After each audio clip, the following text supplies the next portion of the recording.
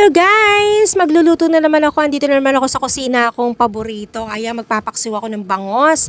At syempre, meron akong binili na ano tawag dyan? Talong. Nilagay ko na yung mga spices niya, no? May magic sarap na yan. Pinauna ko yan, sili na green na yan. Sibuyas, luya, tsaka bawang. So, susunod natin ngayon yung mga gulay niya, no? At syempre, hindi pa bukas ang kasi hindi pa nakabukas ang kalan natin yan. Kasahugan. So, ito, paayano ko na yung mga talong niya. Madali lang naman itong lutuin, guys, eh. At syempre, maya-maya lalagay ko lang na ganyan, eh. Tapos, tsaka yung i-on, tapos konting suka. Ilalagay ko yung suka. May paminta na rin. At sabay-sabay niya malalambot. At madali lang naman din niya maluto. At lalagay ko na rin yung aking pechay. So, first time ko maglagay ng pechay kasi may nakitaan din. Wala nang pili-pili ngayon ng mga gulay kung ano yung dapat. Diba? Lahat ng gulay. Masarap yan pag naluto. Then, lagyan na natin siya ng suka. So, ayan guys, nalagyan ko na siya ng suka at saka konting tubig, no? So, antayin na lang natin siya. Takpan na natin. Ayan. At buksan natin ang kalan.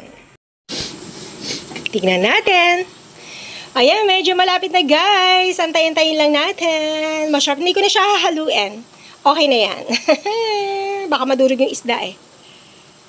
Guys, kain na tayo guys. Naka-live si Joy.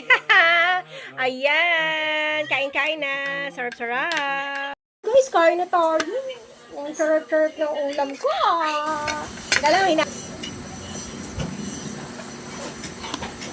Wow! Ayan, lagyan natin ng sabaw. Siya, konti lang daw yung sabaw. Sabi ng anak ko. Ayan, tigi-tigi sa kami, guys. Ayan, ang bangus. Ayan, tiyan po yung kinuha ko.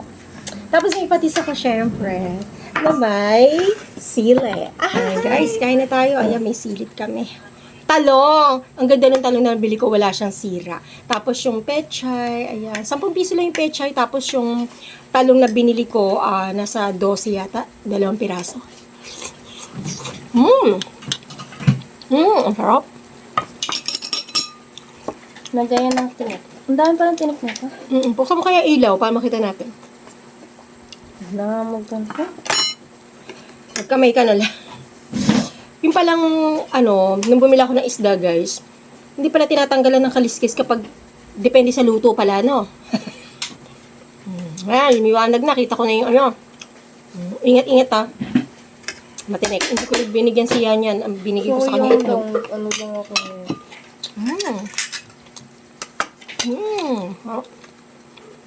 Ang ingat, ang ingat. Matinik kasi ang bangos, guys. Kaya pag binibigyan ko si Yan nito, hindi pwede. Kailangan, isa-isahin ko, baka matinik yung si Kuya. Binigay ko sa kanya, luya. Ay, luya.